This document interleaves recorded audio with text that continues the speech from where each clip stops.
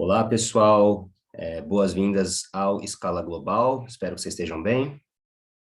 Oi, pessoal, bem-vindos ao Escala Global. E hoje a gente vai fazer a parte da discussão sobre a temática do nosso último vídeo, né, Cris, que foi sobre o assassinato do Shinzo Abe. Na verdade, a gente fez todo um resgate histórico aqui do Japão pós-guerra, a gente deu uma ênfase aqui na política do país, no desenvolvimento do país no pós-guerra, partidos políticos e tudo mais, e no próprio Shinzo Abe também. E nesse nosso vídeo agora de discussão, a gente vai falar bastante sobre alguns dados aqui do Japão. A gente vai falar sobre o Japão pós-guerra de maneira geral, a gente vai falar um pouco da violência política no país, a gente vai falar da importância também, claro, do Japão e da cultura japonesa, dada a imigração japonesa ao Brasil também, para o nosso país.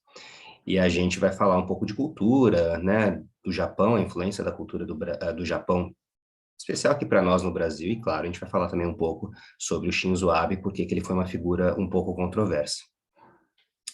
Então, a gente vai talvez começar falando um pouco aqui sobre o Japão, e o Japão, a gente vai deixar uns dados aí na descrição, como a gente costuma fazer, é um grande país aqui, na verdade, territorialmente ele é muito pequeno, mas ele é um país com uma grande população, né? Quer dizer, ele tem, pegando os dados aqui, né? Apesar de ter uma área total de 377 mil quilômetros quadrados, o que é pouco, pelo menos para o nosso território, para o nosso país, né? Ele vai ter uma população de 125 milhões de pessoas. Então, um conjunto de ilhas aí nesse arquipélago japonês, bastante pessoas, mas, enfim, uma riqueza muito grande também, um PIB aí se pelo poder de compra, como eu estou vendo aqui, de 6 trilhões de dólares, que é o quarto maior do mundo. Então, um país com bastante tecnologia desenvolvida, em especial no pós-Segunda Guerra, um país que foi reconstruído, assim como vários países europeus foram reconstruídos no pós-Segunda Guerra também, o que propiciou esse crescimento meio que astronômico, né, Cris, do país, assim, de forma que você não viu em outros países da Ásia, porque uma das ideias foi fazer de maneira guardadas as devidas proporções, mas similar ao que aconteceu na Alemanha também, você transformar aquele país num aliado dos Estados Unidos através da cooperação econômica. Então, os maiores aliados dos Estados Unidos na Europa, por exemplo, vai ser, lógico, a Grã-Bretanha e a Alemanha, e no caso aqui da Ásia vai ser com certeza o Japão. Né? Então é De interessante a fato, gente... Pode seguir, Cris. de fato, o Japão teve uma reconstrução incrível, né? Uma história muito interessante da maneira que o país saiu completamente devastado da guerra e a forma como ele conseguiu, né? Claro, a gente não pode desconsiderar a questão, né, da parceria com os Estados Unidos, mas ainda assim o mérito, né, dos próprios japoneses em terem feito um trabalho tão bom, né, de reconstrução do país que não só conseguiu levar o país a voltar aos níveis anteriores, como melhorar ainda mais e se tornar uma das maiores economias mundiais. Então, é sem dúvida uma história bastante vitoriosa, né, nesse sentido que aconteceu ali no pós-guerra no Japão. Com certeza. E é um país com o qual a gente tem uma ligação mais forte por causa da imigração japonesa, a gente vai falar disso daqui a pouco, mas ao mesmo tempo é uma cultura talvez um pouco mais distante da nossa em vários aspectos, então eles têm uma forma também de reconstrução que foi muito calcada em uma certa ética do trabalho, que não é a mesma ética do trabalho protestante europeia. Então você tem aquela forma de ver, né, até às vezes um pouco caricato ou estereotipada da pessoa que trabalha nas empresas japonesas, sendo aquela pessoa workaholic, né, que trabalha, faz hora extra, fim de semana trabalha, e isso, inclusive, passa a ser um problema de saúde pública recentemente no Japão, não somente no Japão, mas em alguns outros países da Ásia também, Coreia do Sul, muita gente jovem questionando esse modelo, mas isso se vincula a uma noção que eles tinham no Japão de fazer o país crescer, fazer a comunidade crescer com uma grande abnegação, né? Então não tem essa diferença que muitas vezes a gente vê no Ocidente entre você se abnegar, né, enfim, ter a sua vida social. Para eles isso é meio ligado, né? E, no caso, talvez isso tenha casado muito nessa perspectiva da reconstrução do pós-guerra, né? A gente vai reconstruir o nosso país e, para isso, precisa de uma grande abnegação, precisa de um grande sacrifício, alguns diriam também. Inclusive, eu acho que isso é um traço muito interessante da cultura japonesa, que é essa questão muito coletiva, né? Essa questão da pessoa ter uma preocupação não só com ela mesma, mas com o bem-estar de maneira geral. Eu acho que isso é uma coisa que às vezes é um pouco difícil para a gente aqui no Ocidente, né, de entender ou interpretar. Eu acho que a gente percebeu muito isso agora na questão da pandemia, né? Problemas respiratórios são uma coisa comum na Ásia já há bastante tempo. O Japão, inclusive, sofreu muito com isso por questões de poluição que vieram também desse crescimento econômico muito grande, industrial. Então, para eles, essa questão de utilizar a máscara, por exemplo, não era uma coisa nova, é uma coisa que eles fazem. Ninguém precisa, de fato, obrigar, né? Porque eles sabem que aquilo ali é uma coisa que culturalmente está instituído. Eu preciso me cuidar porque isso afeta os outros também. Mas a gente teve muita dificuldade, né, de disseminar esse mesmo pensamento por aqui, né, quando as coisas se complicaram. Então, acho bem interessante esse traço mesmo.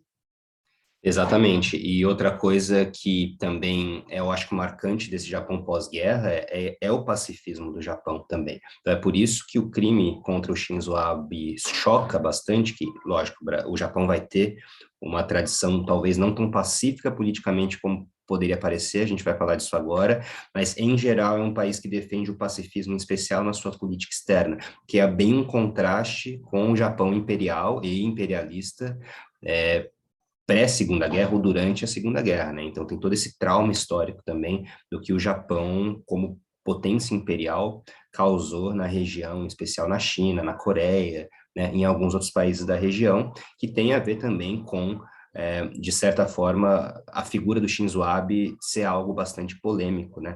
E aí a gente volta, então, porém, né? A gente não vai falar tanto aqui da tradição de política externa japonesa pacifista, a gente quer deixar que isso é claro aqui, um ponto muito importante do Japão no sistema internacional, um país que defende pacifismo, defende tratados de paz, defende operações de paz, em geral, tá? Mas internamente tem uma política, às vezes, um pouco conturbada, né, Cris? Então, não é a primeira vez que você tem esse tipo de ataque acontecendo contra uma autoridade política dentro do Japão, inclusive um assassinato.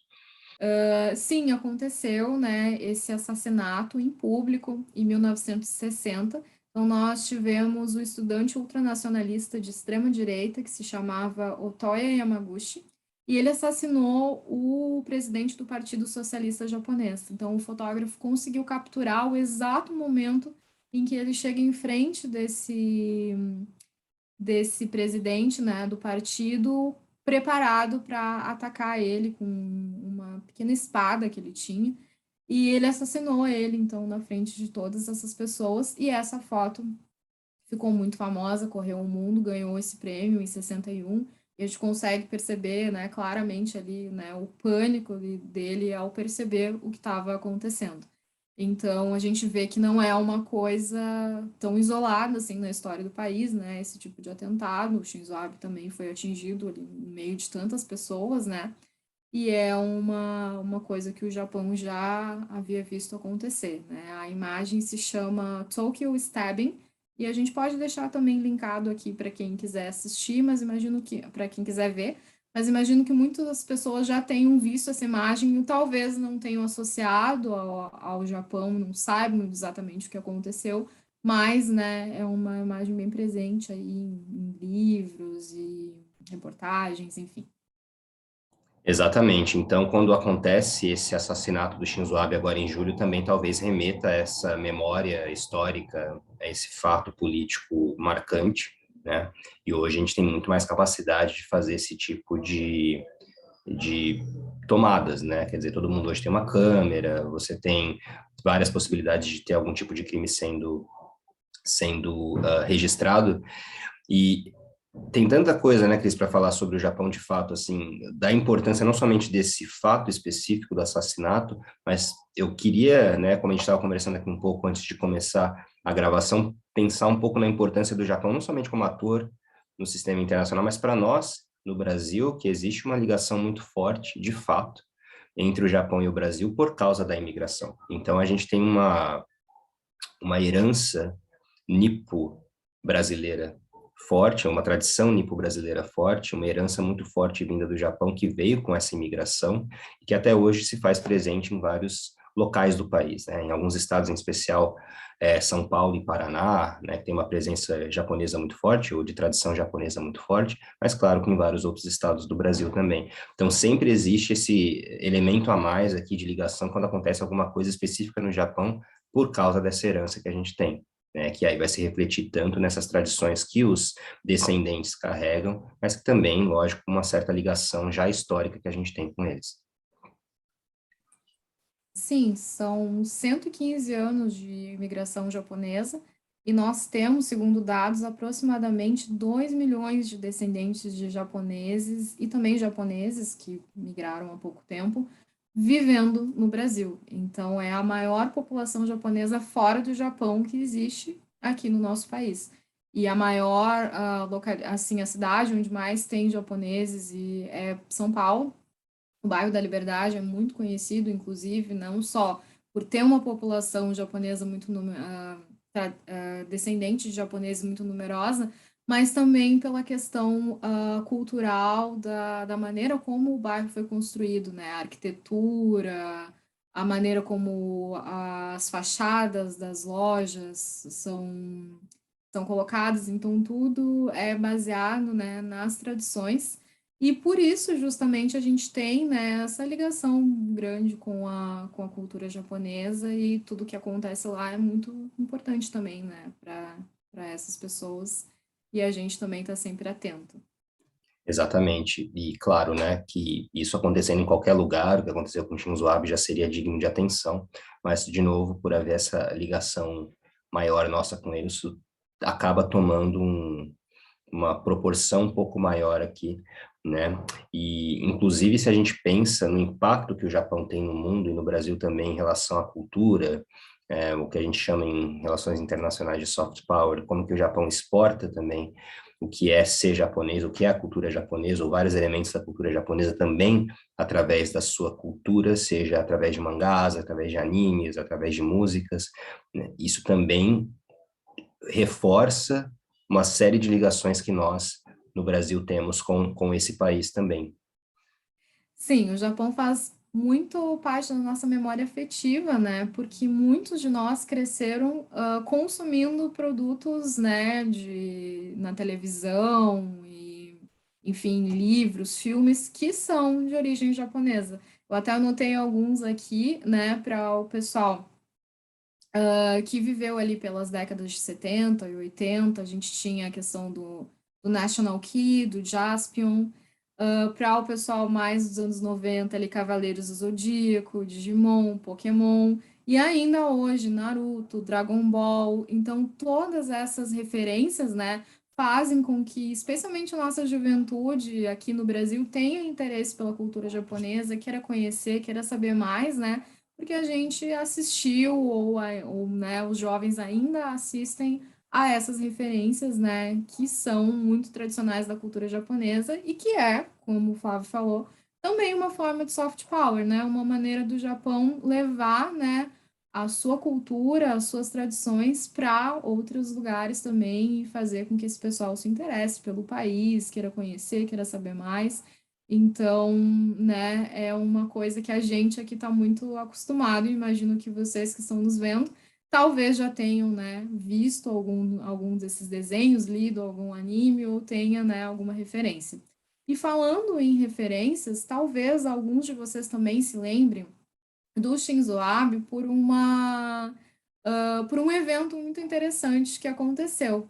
Quando houve o encerramento dos Jogos Olímpicos do Rio de Janeiro em 2016, ele apareceu vestido como Super Mario. Então, todo mundo que foi jovem ali entre 80 e 90, com certeza jogou, né, o jogo do Super Mario. Ele foi muito popular aqui no Brasil e é uma das marcas da cultura japonesa. Então, o Shinzo Abe apareceu vestido como personagem bem no finalzinho da cerimônia, anunciando os Jogos Olímpicos que ocorreriam né, no Japão, que acabaram ocorrendo em 2021, por toda a questão da pandemia, mas ele surgiu ali, né, e talvez vocês possam se lembrar, né, dele por esse evento.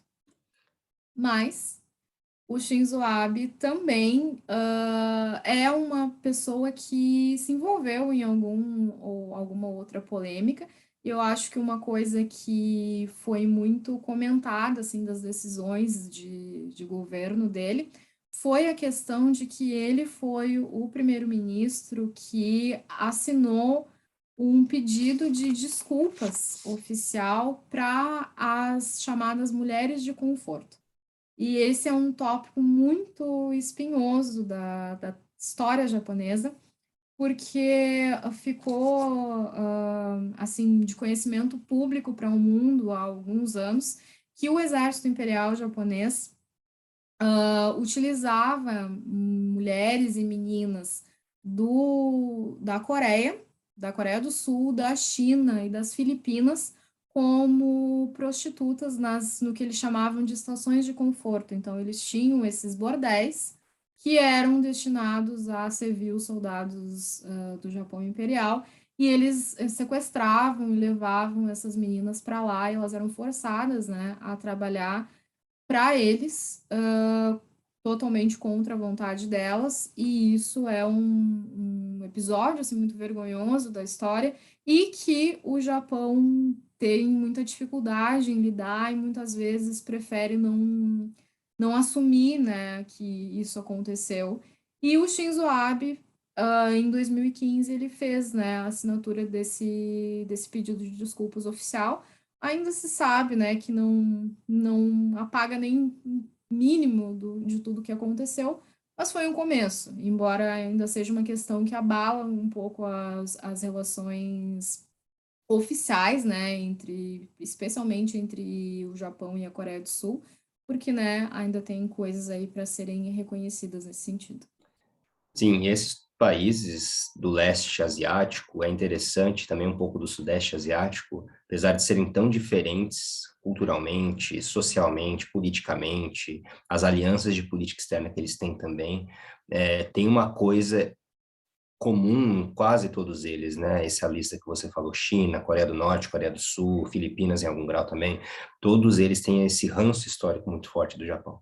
Não importa se são países socialistas ou países capitalistas, eles de fato se enxergam como grandes vítimas aí desse passado japonês atroz, de fato, né? E essa é uma grande violação de direitos humanos que a gente teve durante o domínio imperial do Japão na região do Pacífico, dentre tantas outras que o Japão teve, né? Muito importante também atrás do que o exército imperial, as forças imperiais japonesas fizeram na Manchúria, lá na China, mas também em várias outras regiões do continente asiático, do leste asiático, e de fato isso está bastante em contraste, que bom que a gente trouxe isso, está bastante em contraste com essa imagem, até que compõe, como a Cris falou, uma memória afetiva nossa em relação ao Japão, que é uma imagem geralmente bastante positiva. Né, a imagem dos desenhos, a imagem dos mangás, a imagem dos heróis, de fato, né, isso é um traço aí importante da cultura japonesa e desse soft power japonês também. Porém, né, é importante ver que na complexidade do Japão,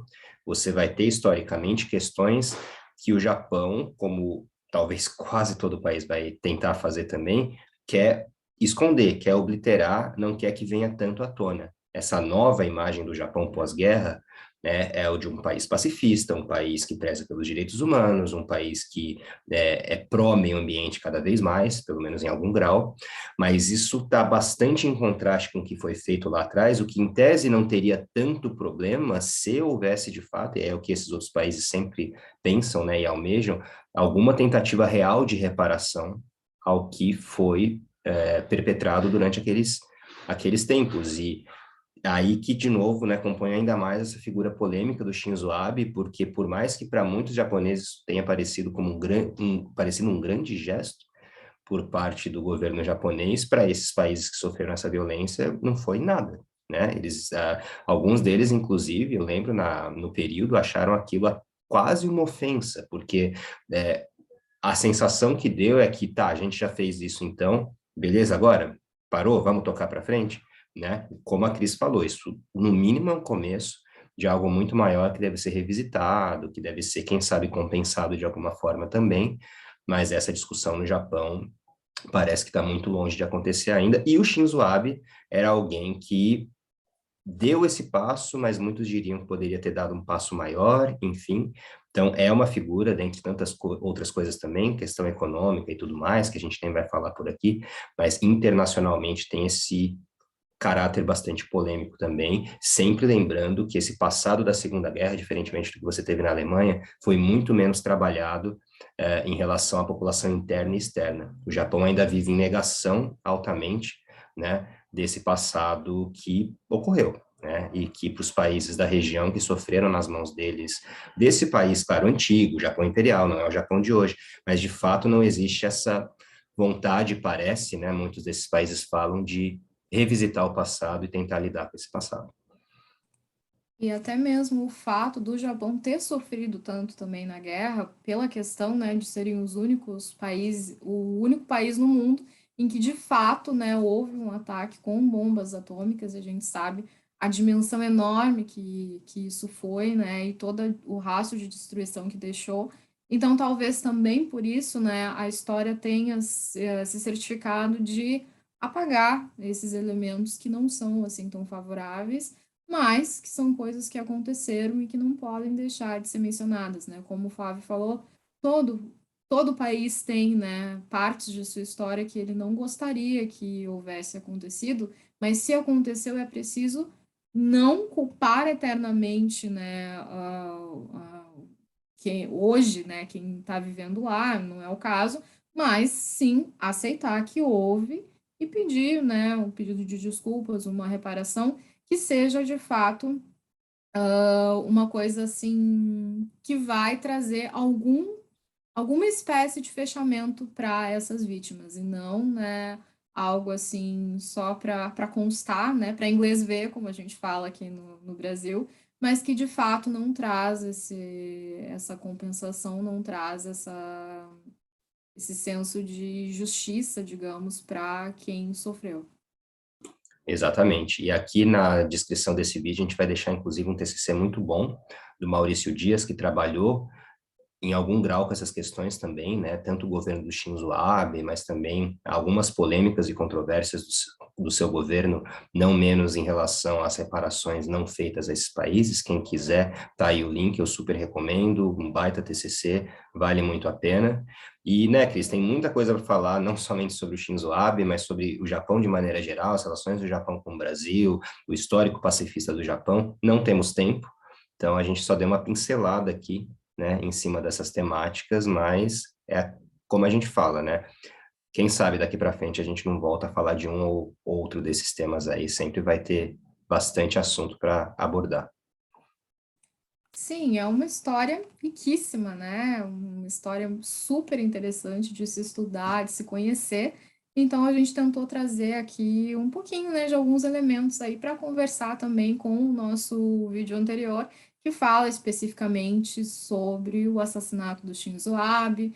E no vídeo anterior a gente comenta também um pouco sobre coisas mais específicas em relação à estrutura do governo japonês, economia. Então, para quem tiver interesse em saber um pouco mais sobre esse assunto mais específico, a gente vai deixar linkado aqui, né, o vídeo para vocês assistirem. E esperamos que vocês tenham gostado do vídeo de hoje, que ele tenha sido interessante, informativo para vocês. E vamos ficando por aqui.